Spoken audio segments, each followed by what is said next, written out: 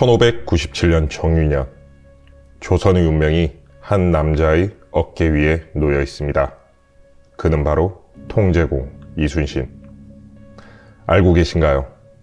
역사에서 잊혀져 있던 이순신 장군의 417일. 필사즉생의 명량해전과 이순신 장군의 마지막 전투였던 노량해전을 기억하는 사람들은 많습니다. 하지만 이 두 해전 사이의 시간을 기억하시는 분들은 거의 없을 겁니다. 이 두 해전 사이의 417일은 이순신 장군의 삶에서 가장 힘들며 고통스러웠던 시간이었습니다. 이 영상을 보시는 분들만큼은 꼭 이 417일간의 이야기를 기억해 주셨으면 좋겠습니다. 안녕하세요. 멀리서 더 멀리서 역사를 이야기하는 전지적 역사 시점입니다. 오늘 우리는 승리의 순간이 아닌 명량해전과 노량해전, 그 사이에 있던 이순신 장군의 417일을 함께 보고자 합니다. 하늘이 한 영웅을 끊임없이 죽음으로 내몰던 417일. 비록 통제공과 함께 할 순 없지만 지금에나마 성웅 이순신이 아닌 한 사람으로서의 이순신을 위로할 수 있는 시간이 되기를 바랍니다. 1597년 정유년, 영웅을 꺾기 위함인지 하늘은 끊임없이 이순신을 죽음으로 내몹니다.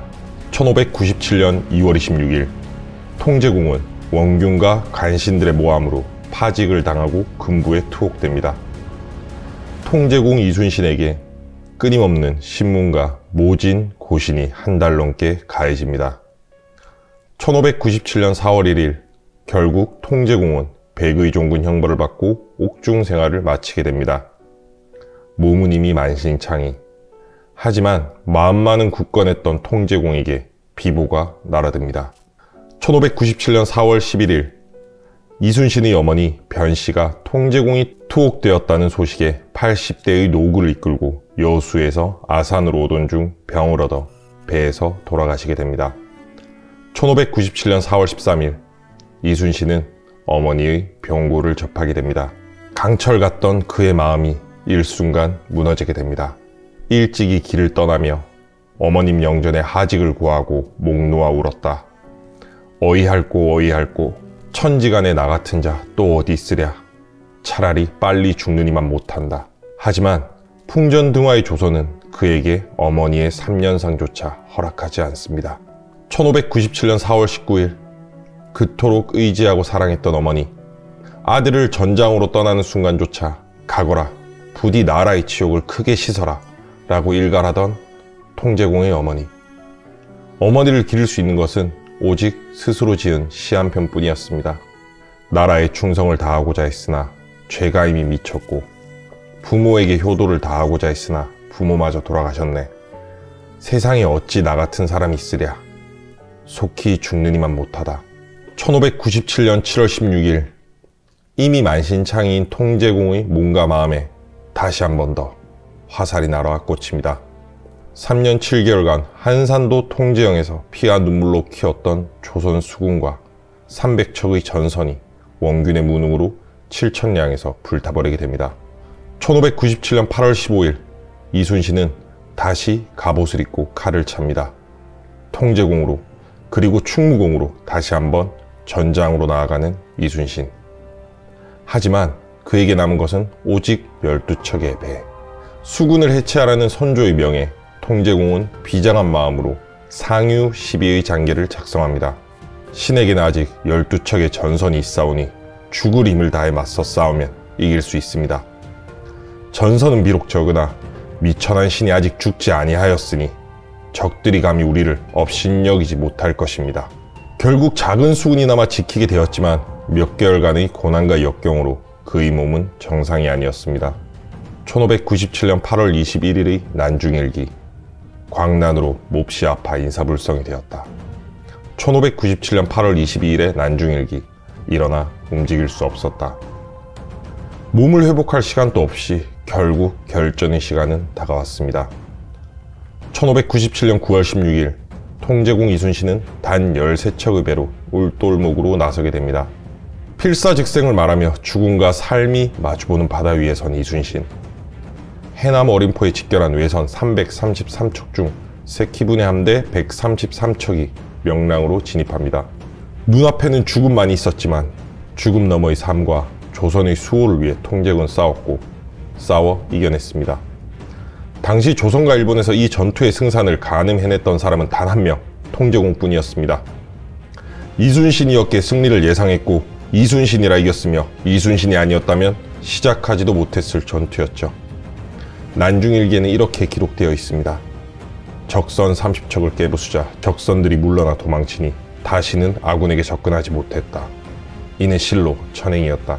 어쩌면 명랑에서의 승리는 천행이었다기보다는 하늘이 통제공을 시기에 내린 형벌이었을지도 모릅니다. 이때부터 이순신은 다시 한 번 더 불가능을 가능으로 만들어야 했으니까요. 명랑에서는 승리했지만 통제공은 한산도 통제용으로 돌아갈 수 없었습니다. 13척의 배로 명랑에서와 같은 승전을 또 한 번 바랄 수는 없었기 때문이죠. 여기서부터 역사에서는 잊혀졌지만 우리는 반드시 기억해야 할 명랑에서 노량까지의 417일간의 충무공의 처절한 이야기가 시작됩니다. 1597년 9월 17일 통제공 이순신은 조선 수군의 함대를 이끌고 금각포, 당사도, 어이도, 법성포, 위도, 고군산도로 이어지는 천리길 수로를 통한 대장정에 돌입합니다. 이것은 당시 전라도와 충청도를 점령하고 포진해 있던 왜군에게 서해안의 제해권이 조선 수군에게 있음을 천명하여 그들의 얘기를 꺾어버리는 데 그 목적이 있었습니다. 그 결과 충청도 직산까지 진격했던 왜군은 고립될 것을 염려하여 순천, 울산으로의 퇴각을 서두르게 됩니다. 한편 거듭된 패전으로 전라도의 육지방어선이 모조리 무너져 시리에 빠져있던 백성들은 다시 한번 희망을 볼 수 있게 되었죠. 그렇게 멸망을 향해 달려가던 조선은 다시 한번 살아날 작은 불씨를 간직하게 됩니다. 1597년 9월 21일 지금의 선유도가 있는 고군산도에서 통제공은 12일간 머무르며 태세를 정비합니다. 1597년 10월 3일 고군산도를 출항하여 1597년 10월 9일에는 해남 우수용으로 복귀하여 3일간 머무릅니다. 1597년 10월 14일 하늘은 통제공 이순신을 계속 죽음으로 떠밉니다. 통제공을 빼닮아 유독 이순신이 아꼈던 세 번째 아들 이면.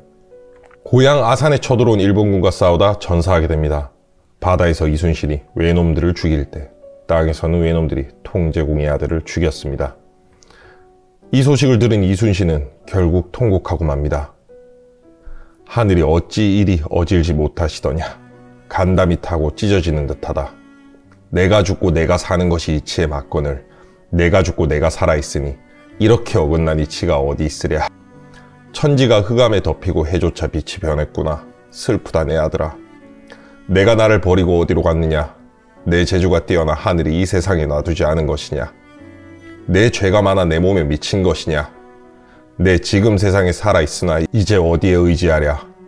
너를 따라 죽어 지하에서 같이 울고 싶지만 내 형, 내 누이, 내 어머니가 의지할 곳이 없겠으니 아직은 참고 살겠으나 마음은 죽고 몸만 남아 통곡하고 통곡할 따름이다.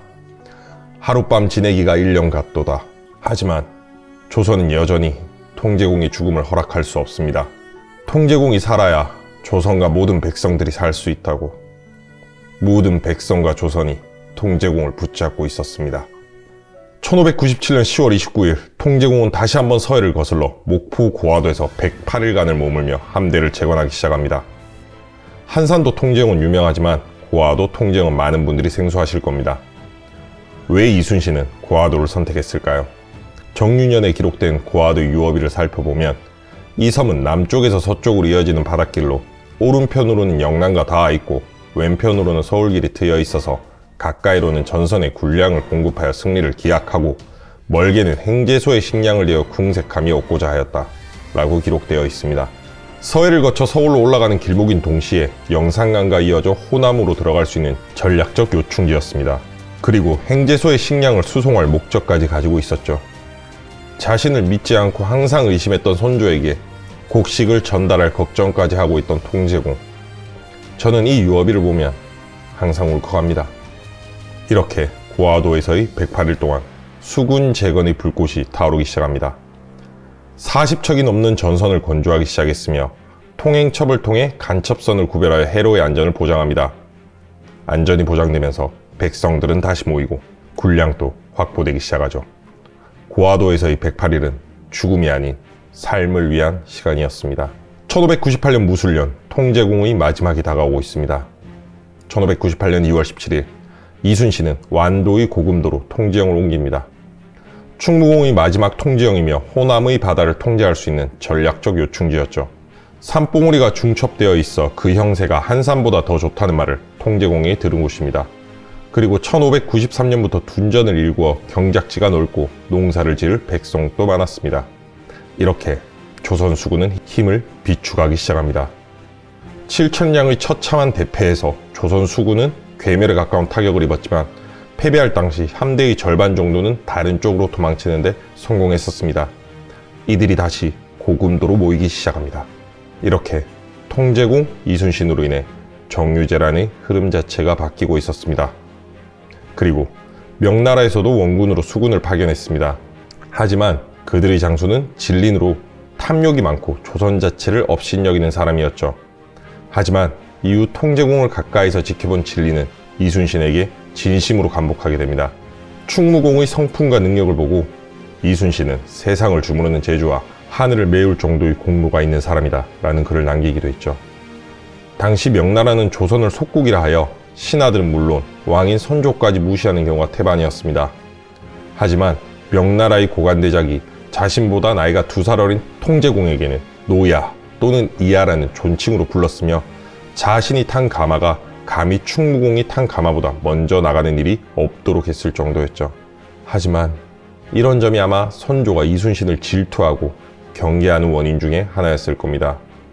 나라를 버리고 요동에 귀순하여 살겠다는 선조와 모든 전투를 승리로 이끌었지만 간신들의 모함을 이겨내고 다시 전장으로 나아가 기적의 승리를 일군 장수하는 대접이 다른 것은 당연했겠죠. 이순신과 만나기 이전에는 부패했고 조선군을 때리기도 했던 포악한 도독 진린. 그는 노량 이후 이순신이 죽었다는 소식을 듣고 엉덩방아를 찌으며 나는 노약해서 살아와서 나를 구원한 것으로 생각했는데 어찌하여 돌아가셨는가 하고 통곡했고 통제공의 아들을 보고는 손을 부여잡고 애통해하였다고 합니다.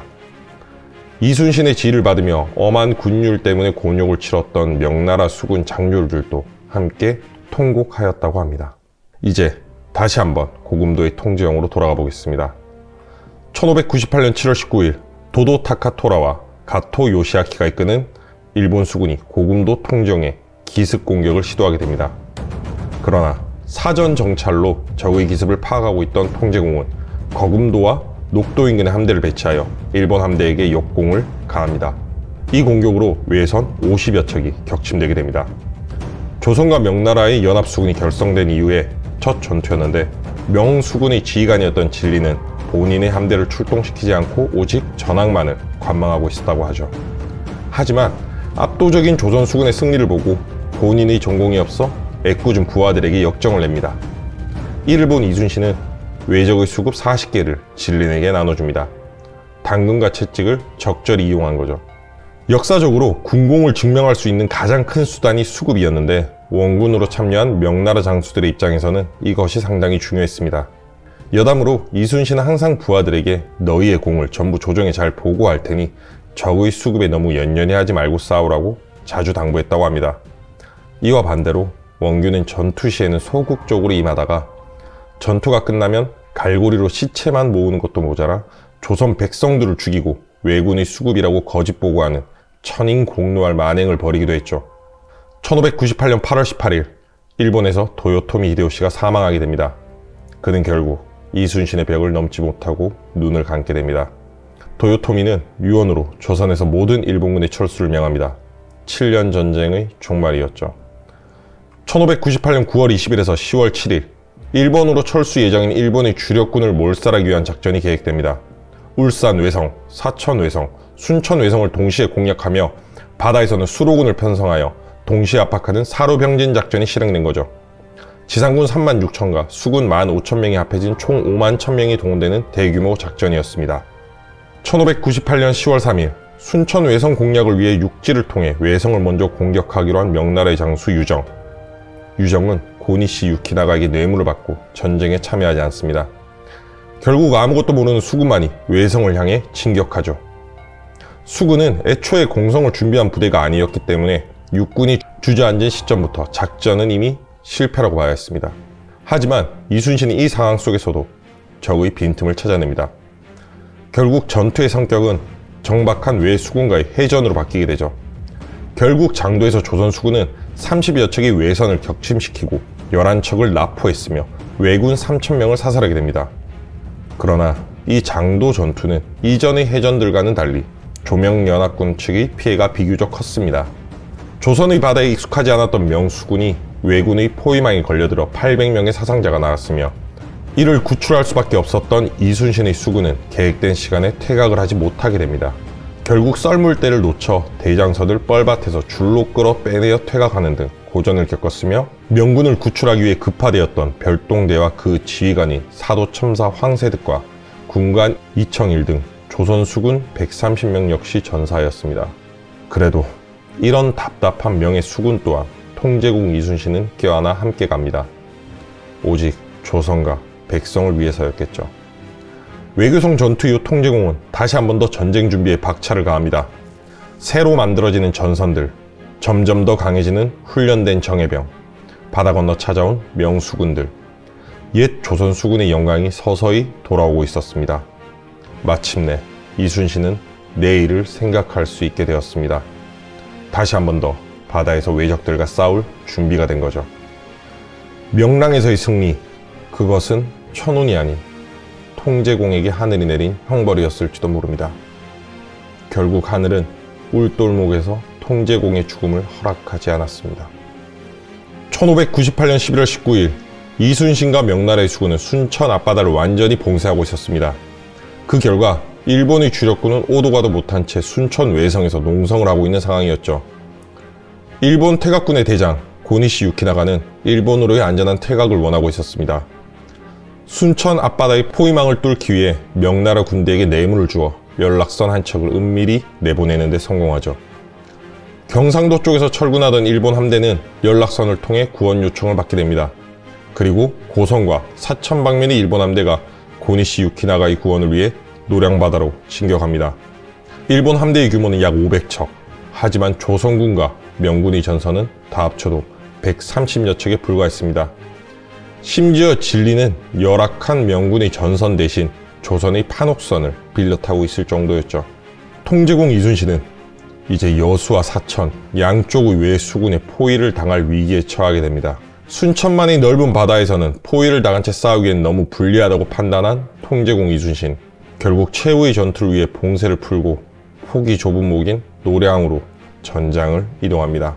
상대를 완전히 포위해 완성된 승리가 목전이었는데 명수군의 배신으로 역으로 전멸을 각오해야 할 만큼 위험한 상황에 처하게 된 겁니다. 이때의 통제공의 심정은 어땠을까요? 이 상황에서 명나라의 도독 진리는 너무나 불리한 상황에 겁을 먹고 도망가려 하죠. 하지만 이순신은 이미 죽음을 각오했습니다. 진린 도독, 외놈들을 그냥 보낼 수는 없습니다. 상황은 불리합니다.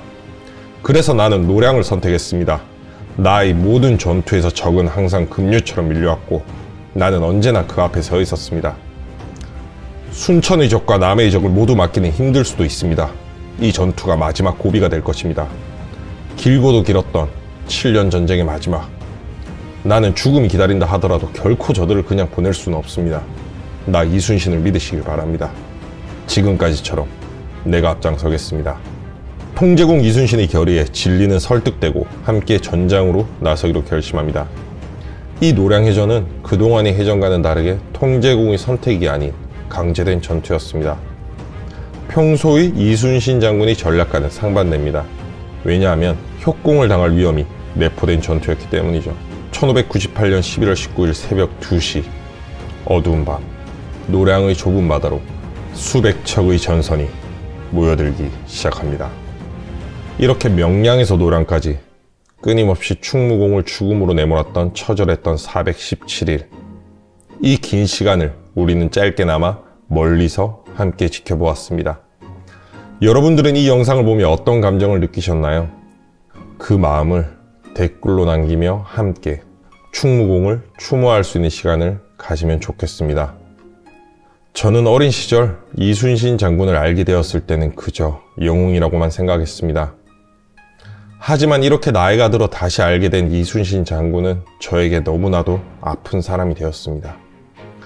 망국의 조선, 강대한 외의 전력, 육군과 조정의 지원은 없었으며 항상 열세인 병력, 단 한 번의 패배가 곧 수군의 멸망을 의미하는 모든 전투들, 그리고 난중일기에 등장하던 정상적이지 않은 몸 상태. 충무공 이순신의 부담은 어땠을까요? 이렇게 417일간의 이야기를 마치도록 하겠습니다. 오늘의 이야기가 좋으셨다면 구독과 좋아요 부탁드립니다. 다음에도 더 중요한 역사 얘기를 들고 찾아뵙겠습니다. 곧 노량이라는 영화가 개봉한다고 합니다.